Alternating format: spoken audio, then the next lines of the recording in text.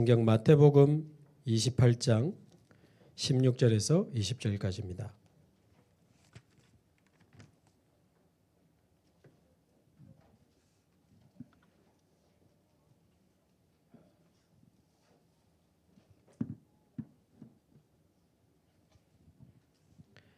마태복음 28장 16절에서 20절까지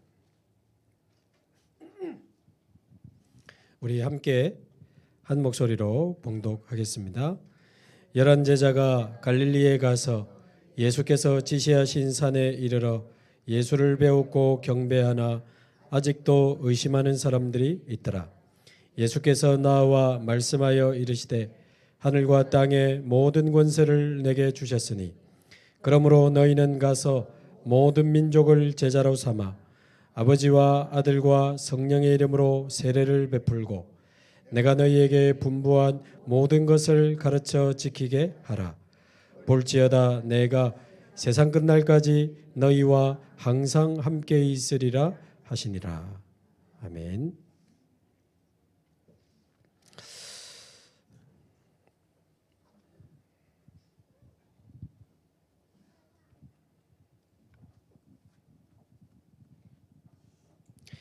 네, 지난주에는 네피림 시대 살리는 전도 운동에 대해서 우리가 말씀을 나누었는데요. 오늘은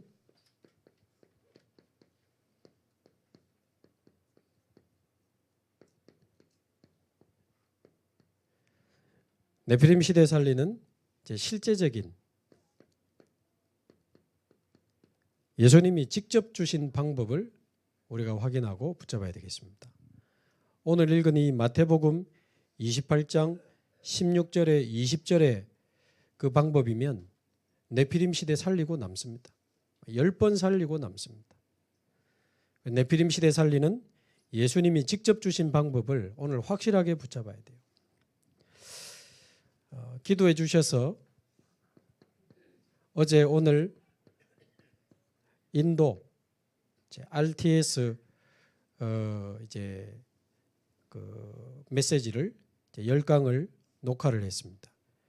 현지에서 영어 통역하고 영어를 듣고 힌디어로 통역하는 이번에 통역자들만 들어오고 또 우리 교회 한 20명 제자들과 함께 이제 1차 합숙 그 교재 메시지를 가지고 10강의 메시지를 나눴습니다. 이제 그 내용을 가지고 또 많은 언어로 다시 통역을 해가면서 인도 전역에 신학교 훈련하는 중요한 이제 메시지로 이제 전달이 될 겁니다.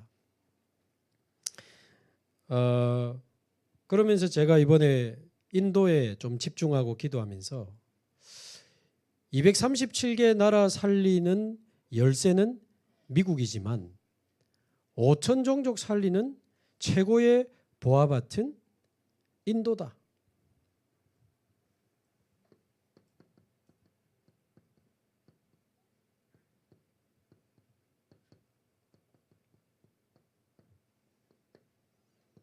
오천 종족의 보화밭이 인도예요. 별로 동의를 안 하시는데 인도 한번 여러분 자세히 보시기 바라고, 저는 하나님이 올해 우리 주원교회에 새 일을 행하시는 것 속에 이거 포함되어 있다, 그런 확신이 옵니다.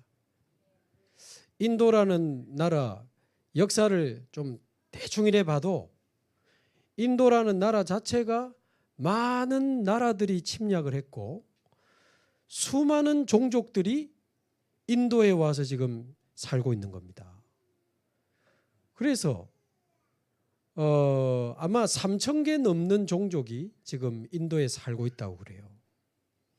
근데 인구만 해도 14억 정도 돼서 전 세계에서 중국을 넘어서서 이제 1위 국가가 됐는데, 그 중에 같은 언어와 문화와 종교를 가진 종족들이 수천 개 종족이 여기 살고 있는데 적어도 2,000개 넘는 종족이 지금 인도에 다 모여 있습니다. 그러니까 5천 종족 복음화에 보아바치라.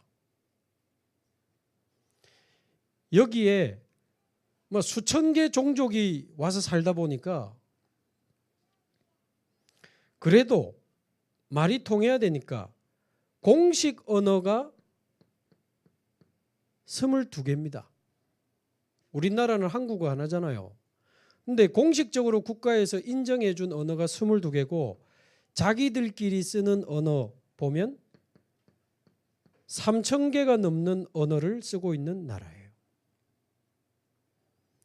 이거 어떻게 살려야 되겠습니까? 중요한 언약을 저와 여러분이 붙잡아야 되는데요. 종교를 좀 보니까 모든 신의 모든 종교의 절대자는 같다라고 인정하는 힌두교가 80%, 알라라고 하는 유일신을 믿는 이슬람교가 한 13%, 예수 그리스도의 복음을 전하는 기독교가 한 2% 이렇게 됩니다. 그래서 유일신을 믿는 알라, 즉 이슬람교하고 다신교를 믿는 힌두교하고 굉장한 갈등과 테러와 분쟁이 일어나고 있습니다. 그러나 이 힌두교가 신기하죠. 다른 종교는 다 인정하면서 기독교는 인정을 안 하고요. 그리고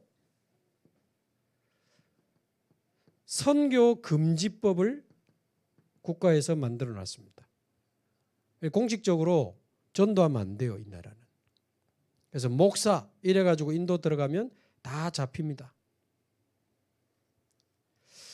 그런데 너무 놀라운 것은 이 속에 하나님이 이 인도 복음화할 수 있도록 완전히 하나님이 숨겨놓으신, 하나님이 이 보화처럼 숨겨놓으신 제자들이 있는 거예요. 적어도 언어가 22개가 공식 언어라고 했을 때는 적어도 이 복음을 그 언어로 전달할 수 있는 22명의 통역자가 나와야 된다는 답이 나와요. 그런데 어렵지 않은 것은 하나님이 정말 인도 복음화를 원하신다면 예비되어 있습니다. 우리가 만들면 어렵지만 예비되어 있으면 쉬운 거예요. 그 이번에 제가 이틀 하면서 통역자를 자세히 봤거든요. 이번에는 영어를 힌디어로 통역하는 그 남자가 있는데 보니까 메시지를 잘 듣는 것 같아요. 물론 언어가 힌디어를 잘 모르겠지만 느낌이라는 게 있잖아요. 메시지 잘 들어요.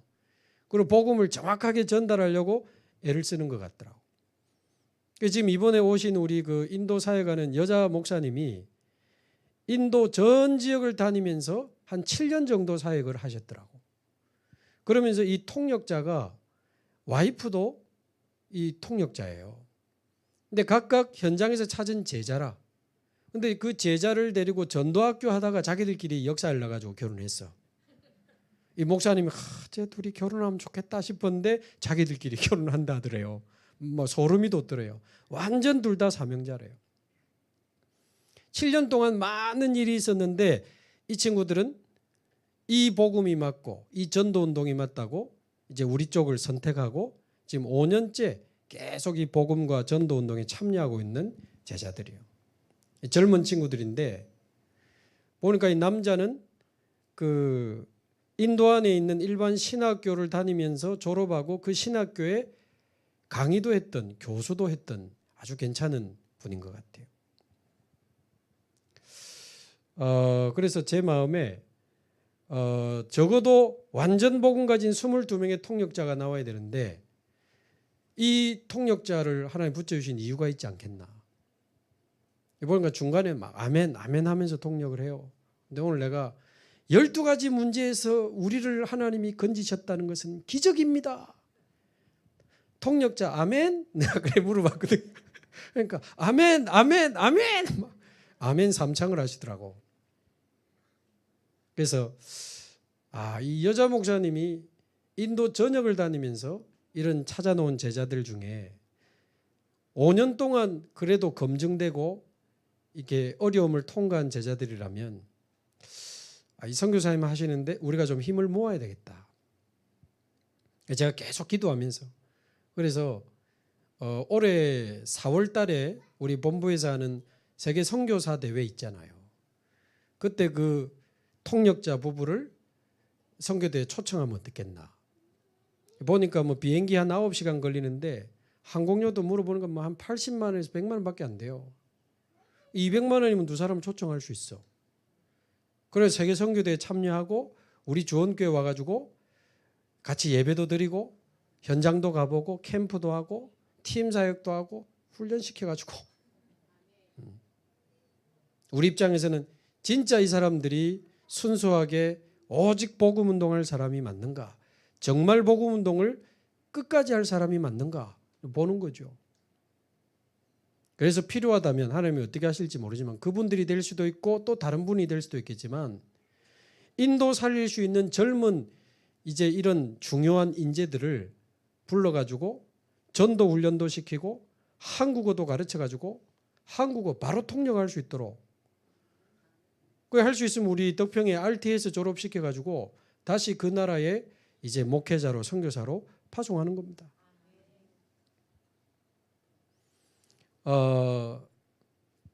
우리가 지금 이번에 하게 되는데 이 인도 목사님이 전 지역에서 찾아 나온 제자들이 언어가 다 다르니까 온라인으로 전도학교를 이분이 막 몇 개를 하고 있는 거예요. 그래서 목사님 좀 하나 맡아주면 안 됩니까? 그러더라고. 기도합시다. 온라인 전도학교 어디를 하면 좋을까? 저 통역자 있는 지역에.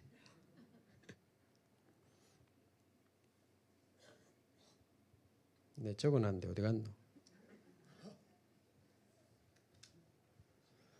29개 뭐 주가 있다 그러는데 보니까 28개 주라고 나오고 한 주가 2개로 나뉘었대요. 그거를 인정하기도 하고 안 하기도 하고 하니까 28개 주가 있고 그 다음에 8개 연방 직할 지역이 있더라고요. 그러니까 이 2개를 합하면 36개 지역이 있습니다. 쉽게 표현하면.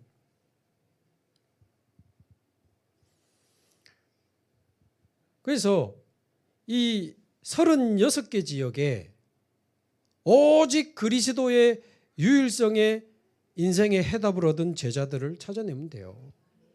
24 보좌의 축복을 누리는 기도의 비밀을 누리기 시작하는 제자들을 찾아내면 돼. 26개 지역에 진짜 전도 운동하는 36명의 전도하는 목회자, 36개의 진짜 전도 운동하는 교회, 후대를 전도자로 키워서 파송할 수 있는 36개 RUTC 세워지면 끝입니다. 저는 인도가 5천종족 복음화의 보아밭이다. 뭐 여러분은 안 와닿는 분이 대부분이겠지만 제가 한 이틀 집중하면서 사역해 보니까 저는 이 확신이 왔어요. 그래서 제가 아직 인도를 안 가봤는데 뭐 누가 제자인지 어느 지역을 어떻게 알아? 그렇게 하기보다는 7년 정도 사역한 선교사님과 함께 이제 숟가락을 얹어서 힘을 보태는 겁니다. 나중에 우리의 이름이 높아지는 열매 안 나와도 상관없습니다. 우리가 할 수 있는 역할을 하면서 5천종족 복음화로 실제로 가야 되니까. 그래서 인도 선교회도 일어나야 되고 방글라데시 선교회도 일어나야 되고 뭐 미국 선교회 일어나 우리 안에 앞으로 중직자들이 깃발 들고 중요한 응답하신 지역에 기도하는 팀들이 일어나야 돼요. 그 선교사님들과 24 소통하면서 그쪽에서 중요한 제자들이 오면 완전 24 생을 걸고 도울 수 있는 그런 팀들이 일어나야 돼요. 인도 복음화를 위해 인도받는 분들이 나오기를 바랍니다. 나라 이름이 얼마나 좋아. 인도. 완전 인도라. 그래서 제가 저 통역자 있는 주를 온라인 전도학교를 하면 어떻겠냐니까. 목사님 거긴 좀 잘 못 사는 사람들이 많은데 오케이. 우린 노바디 nothing 이런 쪽이 체질이 맞거든. 사람들이 잘 관심 안 가지는데 우리는 거기에 감추인 보화밭에 있는 보화처럼 이 중요한 제자. 그 주 이름이 잘 간다. 잘 간다. 잘 간다. 이래요. 잘 칸드 주. 잘 간다. 우리 경상도 사투리 이 이름 외우라고 제가 이러는 거예요. 잘 간다. 이 약물때 또 잘칸드 주에 있는 우리 통역자 이름은 지금 못 밝힙니다. 왜냐하면 인도가 IT가 너무 대단해 가지고 입국 출국할 때 유튜브 이런 거 다 검열해서 다 잡는데요. 그래서 저와 여러분이 중요한 기도를 시작해 주시고 혹시 주원교회 아무도 안 한다? 저 혼자라도 할 겁니다. 같이 응답받을 분들은 기도하시기 바라고. 저는 우연이 아니다. 그래서 좀 기도해 주시고 온라인 전도학교 하고 이런 분 중요한 통역자들 초대해서 훈련받고 갈 수 있도록 도와주다가 중요한 진짜 전도운동할 수 있는 목회자, 전도운동할 수 있는 교회, RUTC 일어나는 일에 우리 주원교회가 응답받는 겁니다. 광야에 길을 내시고 사막에 강을 내시고 새 일을 행하시는 하나님의 역사를 봐야지.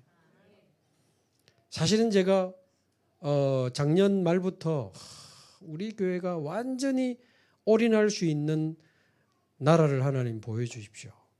그 기도를 사실 애타게 해왔거든요. 근데 사실 나라가 얼마나 많아요.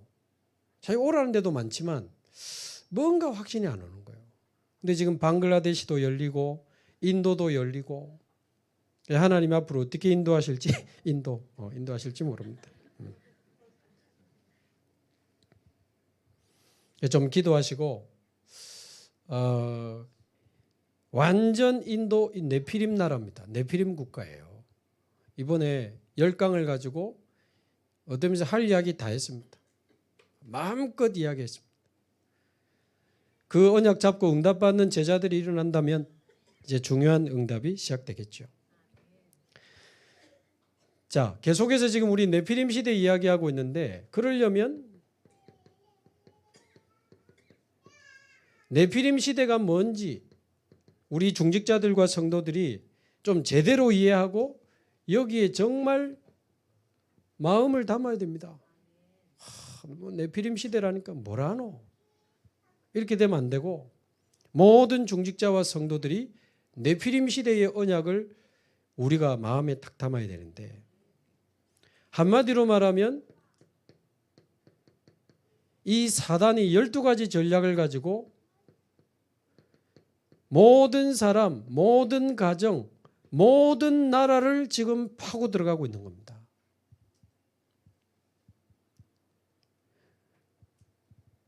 뭐 인도뿐이겠습니까? 지금 일본, 중국, 대만, 태국, 미국, 유럽 12가지 전략에 지금 다 무너지고 있습니다.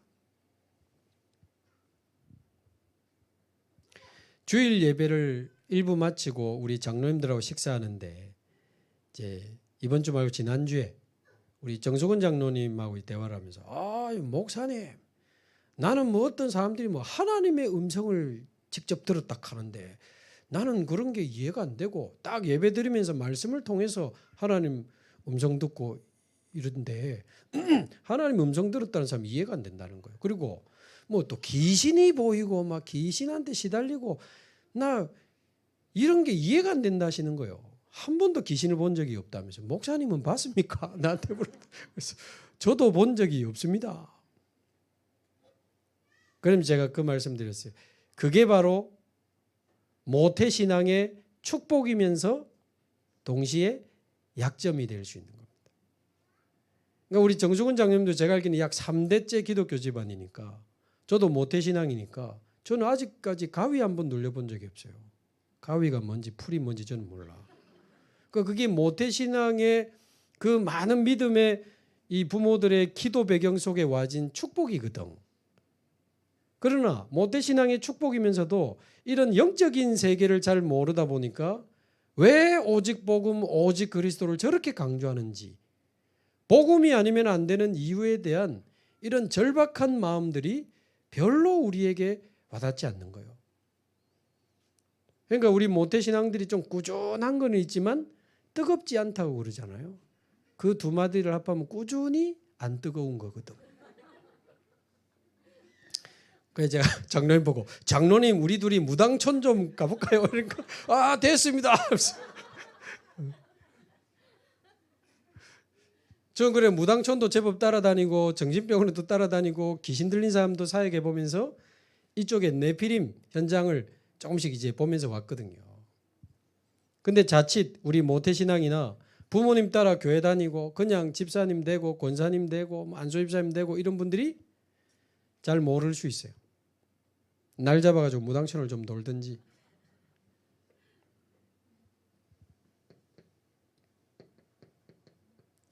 열두 가지 전략이 뭔지 대충 알고 있지만 지식으로 말고 실제로 우리가 다 이해하고 마음에 담아야 됩니다.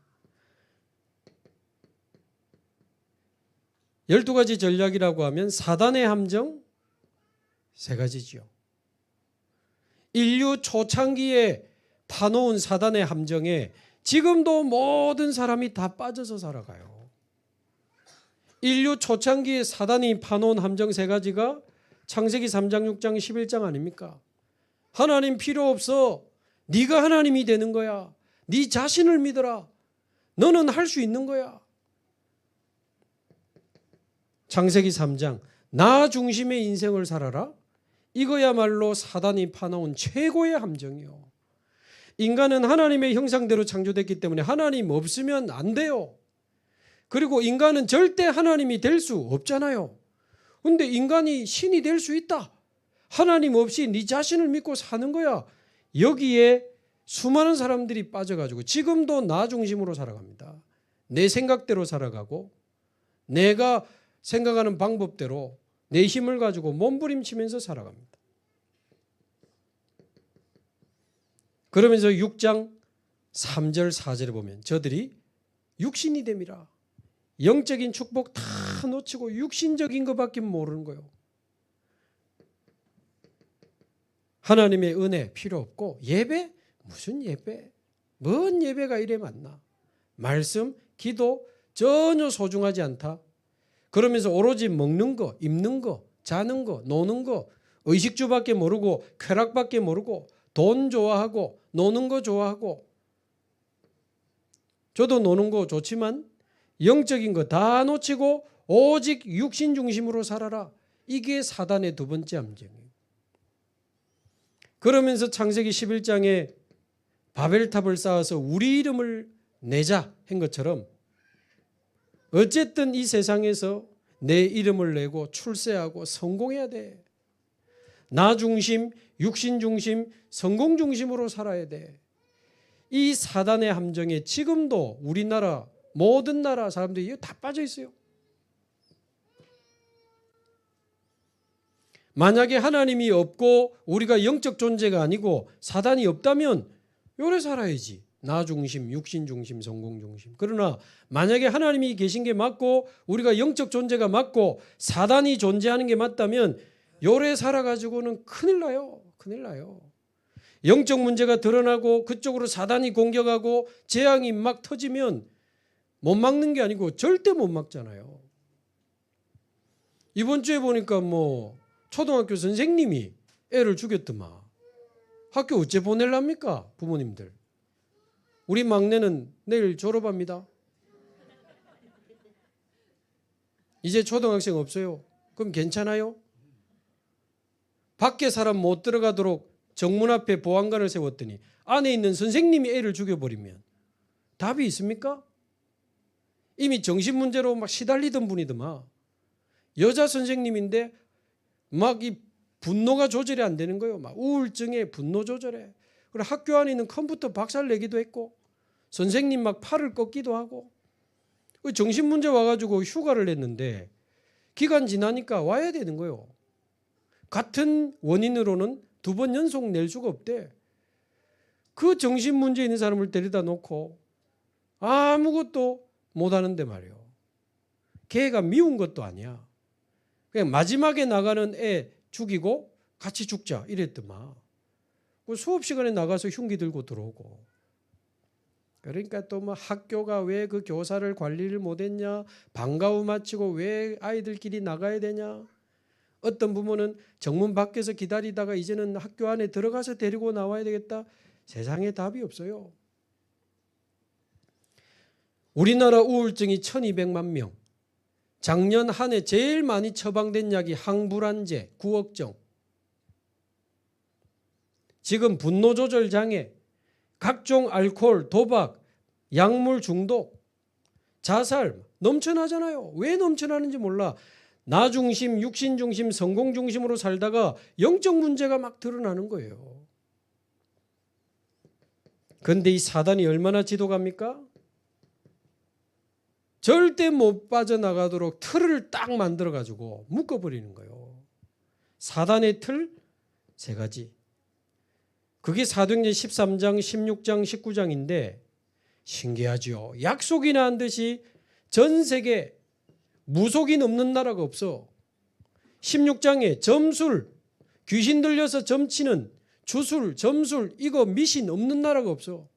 인도에 보니까 어마어마하게 많아요. 일본에도 많아요. 대만에도 많아요. 태국에도 많아요. 미국에도 많아요. 한국에도 많아요. 이상하지 않습니까? 약속이나 한 듯이 무속, 점술, 19장에 우상,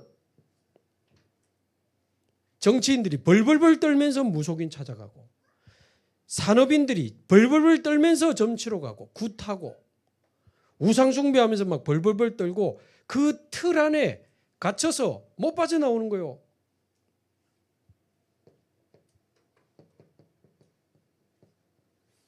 그래가지고는 꿈틀거려서 그러나 아예 꿈틀거리지를 못하도록 사단의 올무 6가지로 완전히 묶어버린 거지.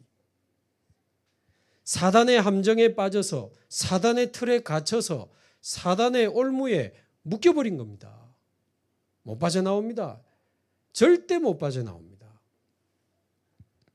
올무 6가지가 뭡니까? 어느 날 영적 문제가 드러나고 정신 문제가 드러나고 육신 문제가 드러나는데 계속해서 무속, 점술, 종교 우상으로 몸부림치다가 어느 날 죽음이 오고 지옥으로 가게 되면 끝입니까? 후손에게 영적 문제가 그대로 대물림되는 거예요. 이 6가지 운명의 올무를 가지고 그 사람을 묶어버리니까 여기서 아까 말씀드린 우울증, 불안장애, 분노조절장애, 중독, 자살이 막 나오는 겁니다. 여기서. 어떠세요 여러분? 성경이 말하고 있는 거를 지금 하나님 우리 단체에 전도운동하라고 이렇게 찾아주신 건데 어떻습니까? 뭔 말인지 나하고 상관이 혹시 없습니까?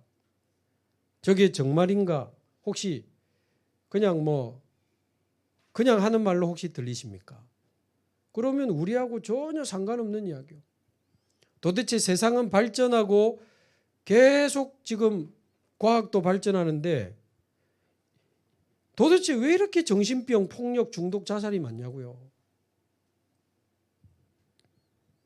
오늘도 우리 최명숙 권사님 아들 일본에서 10년째 살면서 지금 직장 생활하고 있는데 나는 영화배우가 들어오는 줄 알았어.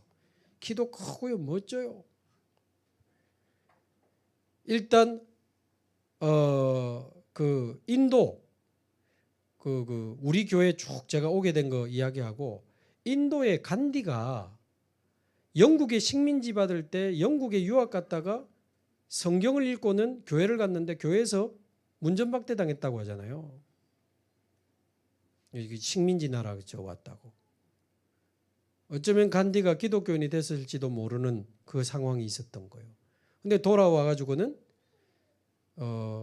비폭력 저항 운동 이런 거 성경에서 자기 배웠다고 이야기했거든요. 그러나 이제 진정한 그리스도의 생명을 만나지는 못한 거지. 그 간디가 무슨 말했습니까? 예수 그리스도는 놔두고 교회는 가지고 가라. 왜? 교회가 예수 그리스도의 이 복음을 세상에 펼쳐나가지 못했다고 보는 거지. 내가 그 이야기하면서 제 사과했습니다.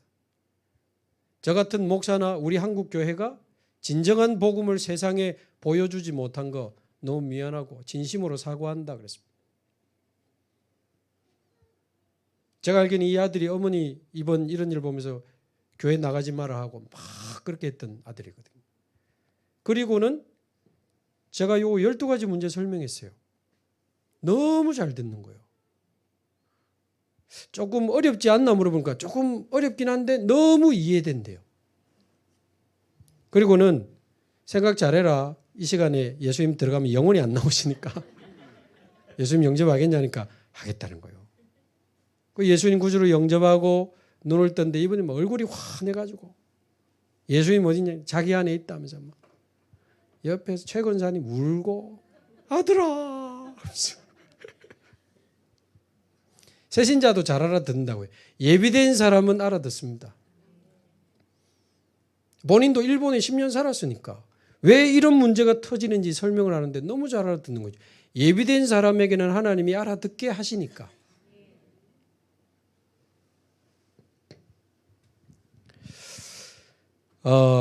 한번 저와 여러분이 네피림 시대를 두고 여러분 기도 많이 하시고 여기서 지금 문제가 다 터지는 겁니다. 모든 사람, 모든 가정, 모든 나라. 지금 우리나라 정치인 많이 싸우잖아요. 창세기 3, 6, 11에 사로잡힌 정치인들이 몸부림치면서 지금 싸우는 건데 정치인들은 싸운다고 바빠가지고 쳐다보지도 못하고 있습니다. 이런 문제를.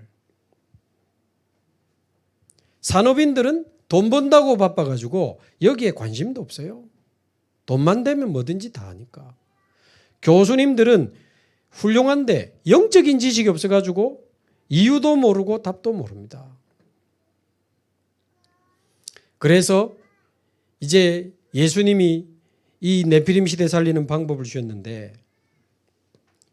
그 무엇으로도 안 됩니다. 주님이 직접 주신 방법으로만 가능하겠죠. 자, 16절을 한번 보십시오. 11제자가 갈릴리에 가서 부활하신 예수님을 지금 만나고 이제 감람산에 도착했습니다. 그런데 17절에 아직도 의심하는 자가 있더라. 11제자 중에 아직도 의심하는 자가 있더라. 이 말은 예수님을 안 믿는 불신앙을 말하는 게 아니고 정말 이분이 부활하신 게 맞나? 정말 이 말씀을 세계복음화를 명령하시는데 정말 이 말씀대로 될까? 이런 온전하지 못한 믿음을 말해요. 이거는 불신앙을 말하는 게 아니고. 그런데 상관없이 18절에 보니까 예수께서 나와 말씀하여 이르시되 의심 상관없이 예수님이 말씀을 주셨습니다. 그러면 제자들의 의심이 성취됐습니까? 말씀이 성취됐습니까? 말씀이 결국 성취됐습니다. 그래서 오늘 저와 여러분의 믿음이 온전하지 못해도 언약 잡고 말씀 잡고 시작하시면 돼요. 자, 또 18절에 보니까 그러면서 모든 민족으로 제자 삼으라 이야기하시는데 갑자기 엉뚱한 이야기를 하시는 것 같습니다. 하늘과 땅의 모든 권세를 내게 주셨으니. 그 말은 모든 족속으로 제자 삼는데 이거 아니면 안 된다 그 말이에요. 하늘과 땅의 모든 권세를 가지신 주님이 20절에 함께 하시는 게 아니고 세상 끝날까지 너희와 항상 함께 있으리라. 하늘과 땅의 모든 권세 가지신 주님이 우리와 항상 24 영원히 함께 하신다면 이거로 네피림 시대 살릴 수 있습니다. 저는 집불도 없고 주머니에 뵐 거 없지만 하늘과 땅의 모든 권세 가지신 주님이 나와 함께 하시고 우리 주원교회와 함께 하신다는 게 믿어지기 때문에 겁도 없이 인도 복음화를 향해 이제 깃발을 듭니다.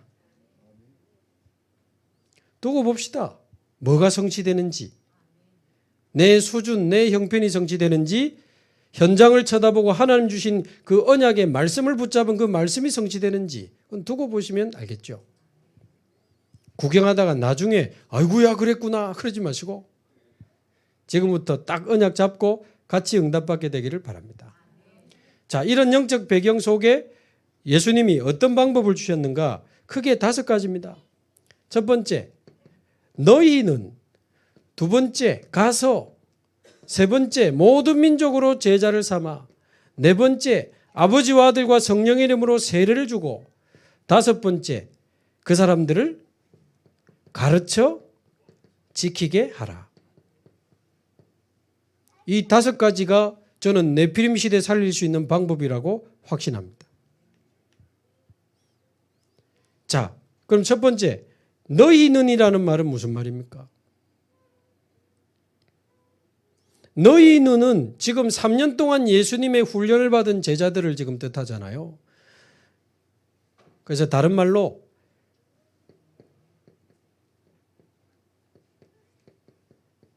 네피림 시대 살릴 만한 일꾼들이 준비돼야 돼요. 네피림 시대 살리고 치유하고 이 네피림 시대를 완전히 하나님의 나라로 바꿀 수 있는 일꾼들이 준비가 돼야 돼요. 어떻게 그게 가능합니까? 해방. 무슨 말입니까? 일단 여기서 우리부터 빠져나와야 돼요. 치유. 여기서 남아있는 우리의 많은 흔적과 상처들 치유받아야 됩니다. 우리 안에 창세기 3장 중에 11장 꽉 남아있습니다. 저 같은 목사가, 장로님들이, 권사님들이 나밖에 모른다. 그거 창세기 3장이거든. 내 생각, 내 주장을 절대 안 굽힌다. 그거 창세기 3장이요. 내가 기분 나쁘다. 나를 무시해? 내 마음대로 안 되면 나는 안 해. 이씨. 이러면서. 그 창세기 3장 아니겠어요? 그러면서 우리는 내 이익과 육신적인 것을 쫓아 선택하고 인도받을 때가 많아요. 자리, 명예 이런 거 좋아하는 사람들 많습니다. 교회 안에. 제가 아까 그 선교사님, 인도 선교사님 보고 그러겠어요. 우리가 돕는 거는 정확하게 말하면 선교사님 7년 사에게 숟가락 얻는 건데 우리는 동기 없이 힘을 모으고 싶다. 우리가 몇 년을 도왔는데 우리 이름이 드러나지 않는 시스템이 세워진다? 우리 상관없다. 우리는 진짜 인도 살릴 제자 키워서 인도 복음만 하는 게 소원이니까. 뭐 유명해지고 뭐 알려지고 그거 절대 좋은 거 아닙니다. 우리 치유받아야 돼요. 그러면서 우리 안에 많은 영적인 마음의 육신의 할례들이 일어나면서 여기서 빠져나오고 치유받아서 우리 안에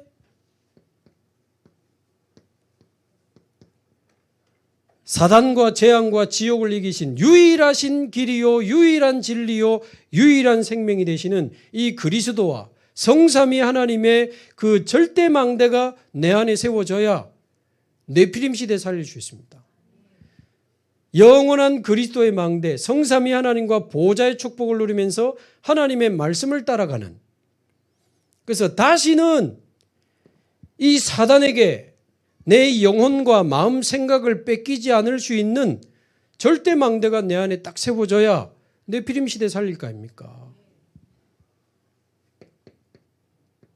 요셉처럼 어디를 가도 괜찮고 누구를 만나도 괜찮고 어떤 사건이 벌어져도 상관없는 절대의 여정을 가진 사역자가 준비돼야 네피림 시대에 살릴 수 있는 겁니다.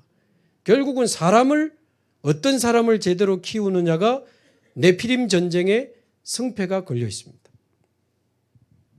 사람 제대로 키워야 돼. 절대 망대, 절대 여정. 나의 갈보리산에서 오직 그리스도를 만나고, 나의 감남산에서 하나님의 미션 찾아내고, 나의 마가다락방에서 하나님의 역사 체험하고, 안디옥 교회 같은 이 절대 사명의 이정표를 탁 세우면서요, 우리 교회와 함께 아시아, 마게도냐, 로마 복음화까지 가는 이 절대 이정표를 가지고 그 이정표 속에서 걸어가는 일꾼이 나와야 네피림 시대에 살릴 수 있습니다. 제가 어제 오늘 이번에 1차 합숙 교재에 완전히 충실해가지고 강의를 했거든요. 근데 저 개인적으로 느낌이 있어요. 아, 하나님이 네피림 시대 살리라고 말씀을 주시는구나. 근데 제가 본부 훈련 1차 합숙, 팀 합숙을 진행한 사람 아닙니까? 실적 이제 나중에는 집중 합숙, 집중 팀 합숙도 제가 강의를 했지만 제가 올해 초부터 작년부터 계속 조금씩 기도하고 있던 게 있거든요. 이 일꾼을 말하자면 사역자를 제대로 키워야 되는데 이 지금 저와 여러분이 만날 시간도 별로 없고 어떻게 하면 좋겠습니까? 근데 이번에 인도 RTS 딱 사역하면서 제게 다시 한번 확신이 오는 거 있죠. 지금 본부 1차 합숙이 없어졌는데 우리가 뭐 1차 합숙할 건 아니고 사역자 집중훈련을 제대로 한 2박 3일 정도 1년에 한 2번 제대로 해야 되겠다. 왜냐하면 참고로 원래 1차 합숙의 4요소가 유 목사님 늘 이야기하신 것처럼 메시지, 증인, 현장, 워크숍이거든요. 그러니까 이 사역자가 제대로 현장 살릴 수 있는 기본 메시지를 딱 1차 합숙 때 정리를 하고 그러면서 이미 그 메시지 가지고 현장 살리는 증인의 간증을 들어야 돼. 그리고는 직접 다락방도 가보고 불신 현장도 가보고 거기서 전도도 해보고 다락방도 참관해보고 밤마다 포럼하면서 말씀을 적용시키고 실제로 복음 전하고 사역할 수 있는 워크숍까지 딱 시켜가지고 보내거든요. 난 우리 주원교회 이거 4가지 다 할 수 있다고 보거든요. 우리 캠프팀 있잖아. 김선자와 그의 아이들 이래가지고 우리 전 사람들하고 우리 다락방 하잖아. 현장도 갈 수 있고 다락방 참관도 할 수 있어. 메시지는 기본 메시지를 모인 사람에 따라 성령이 역사하시면 하나님 주시게 돼 있습니다. 어제 오늘도 인도에 꼭 필요한 말씀을 주시더라고. 정확하게 말하면 제가 자료 준비 안 하고 했습니다. 이번에 계속 기도만 하다가 제가 1차 합숙 강의를 많이 했기 때문에 인도에 맞는 말씀을 달라고 기도하는데 하나님 말씀 주시더라고. 그러면 증인의 간증도 우리 교회에서 듣고 현장 확인하고 워크숍 시켜가지고 내보내면 되겠네.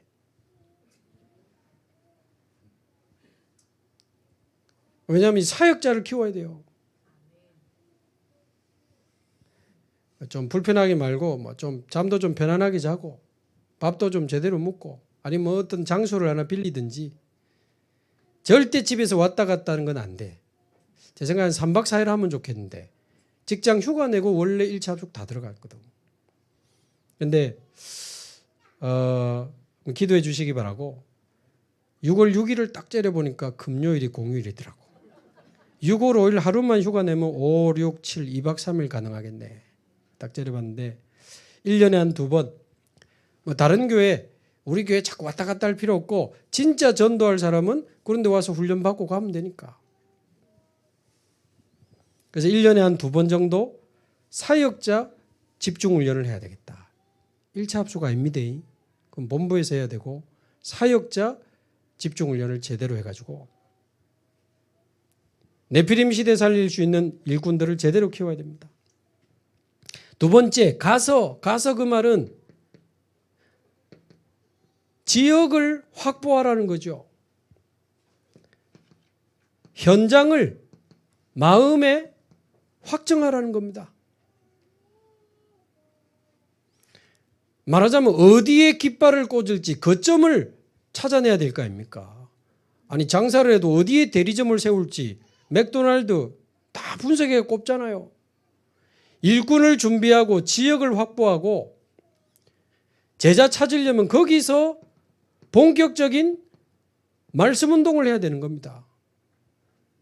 일꾼 준비, 지역 확보, 말씀 운동. 이게 가장 전도 운동의 기본입니다. 이걸 해야 되는데 지역을 확보한다는 것은 무슨 말입니까? 현장을 마음에 진짜 담아야 된다 그 말이에요. 근데 어디 말입니까?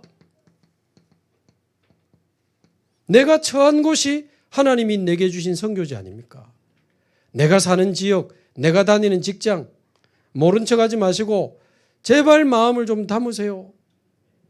그 현장에 분명히 하나님의 계획이 있습니다. 어찌 하나님의 이유가 없겠습니까?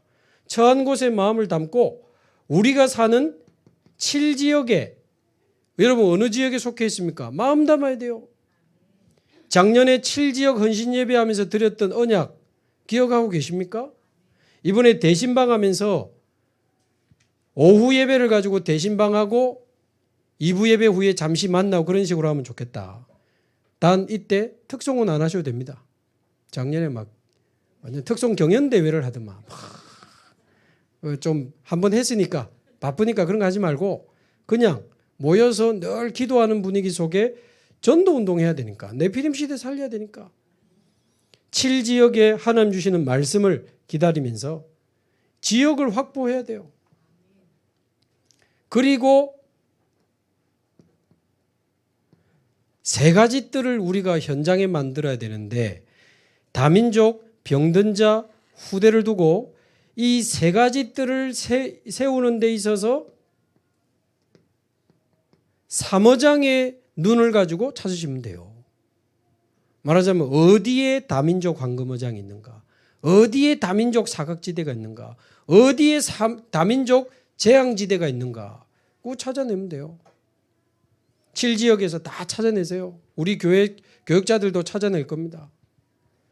병든 자, 후대, 어디가 황금어장 사각지대 재앙지대인지 찾아내는 거예요. 지역 확보.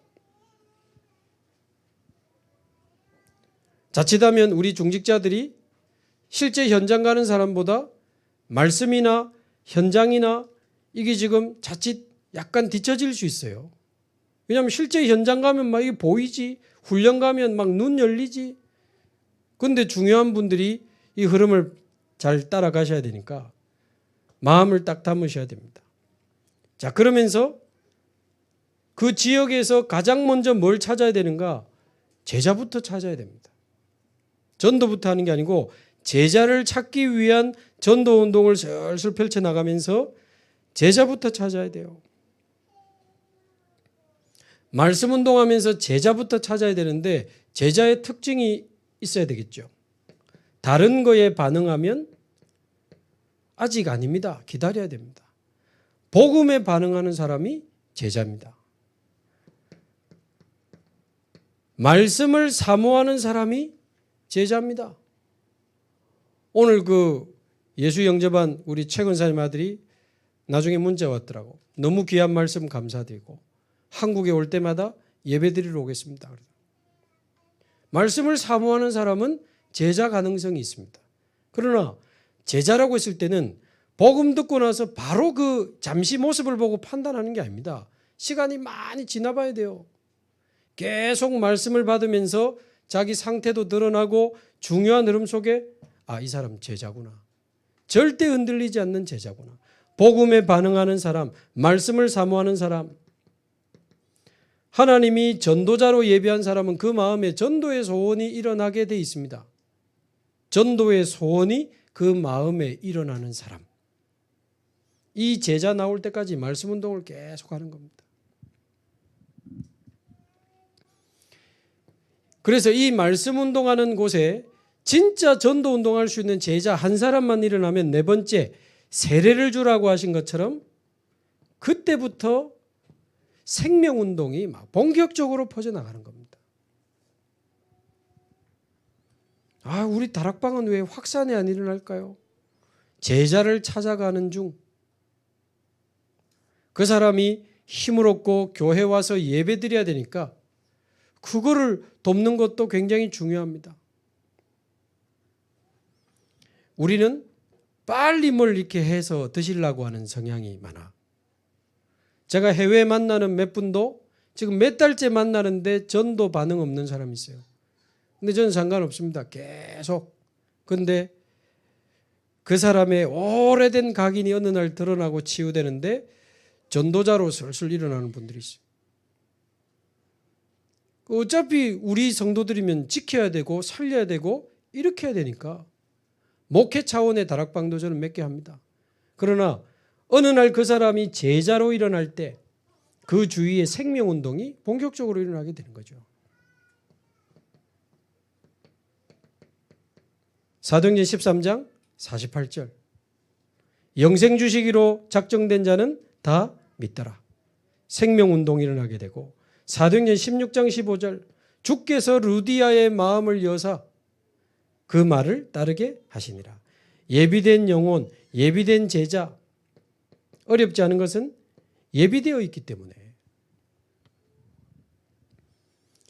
자, 한번 그림을 그려보십시오. 7지역에 우리가 처한 곳에 또 세 가지 뜰이 있는 곳에 말씀운동이 일어나고 생명운동이 일어나면서 불신자가 살아나고 다민족이 살아나고 병든 자가 치유되고 후대들이 살아나는 그런 일들이 일어나게 이제 되는 거고, 그래야 우리는 네피림 시대 살리는 겁니다. 그러면 마지막 다섯 번째 어떻게 해야 됩니까? 여기서 일어난 제자와 이 생명 얻은 사람을 제대로 이제 확립하고 가르쳐서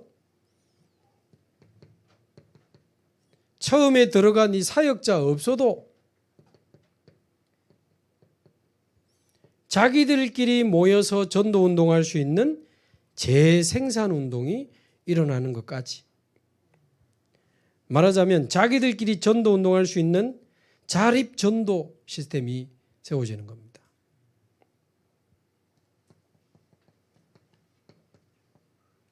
맨날 목사님이 와야 되고 전사님이 와야 되고 안 오면 안 되고, 그건 아직 안 세워진 거지.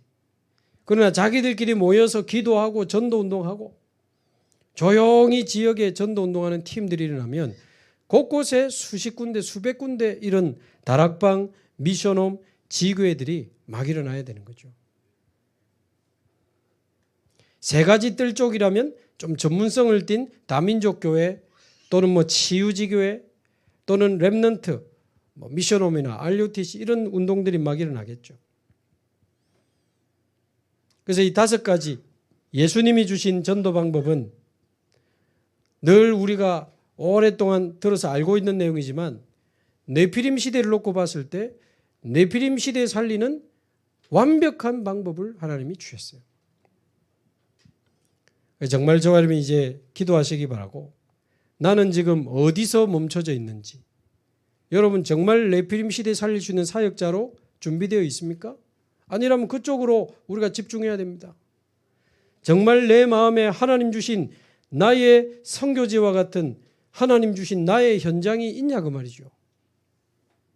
거기서 말씀운동이 일어나고 있습니까? 생명운동이 일어나고 있습니까? 그 사람들이 확립되어서 자기들끼리 전도운동하는 재생산운동이 일어나고 있습니까? 이 다섯 가지 방법, 일꾼 준비, 지역 확보, 말씀운동, 이 답을 마음에 딱 담으시기 바라고, 결론적으로 네피림 시대에 살리는 방법 중에 방법은 교역자 3명 가지고는 몇 군데를 뛰겠습니까? 24 보호자의 망대와 축복을 누리는 이 평신도 절대 제자들이 계속 일어나야 됩니다. 성경에는 평신도인데 사도 이상으로 전도 잘하는 사람 많았어요. 브리스가 아굴라는 사도 이상으로 전도 잘하는 사람이었습니다. 우리 좋은 교회 안에 이런 평신도 완전히 절대 제자, 전도 제자들이 일어나야 됩니다. 그러면서 두 번째, 현장에 절대 무너지지 않는 절대 시스템이 계속 세워져야 됩니다. 그래서 결국 전체가 이제 복음을 듣게 하는, 전체에다가 이 빛을 비추는, 사도행전 19장 10절 모든 사람이 다 듣더라, 전체에 빛을 비추는 아무도 막을 수 없는 이제 절대 캠프가 일어나야 되겠죠. 그래서 한 분도 구경하는 분 없기를 바라고, 우리 교회는 세계복음을 할 겁니다. 네피림 시대 살리는 전도운동이 올해 계속 일어나게 될 겁니다.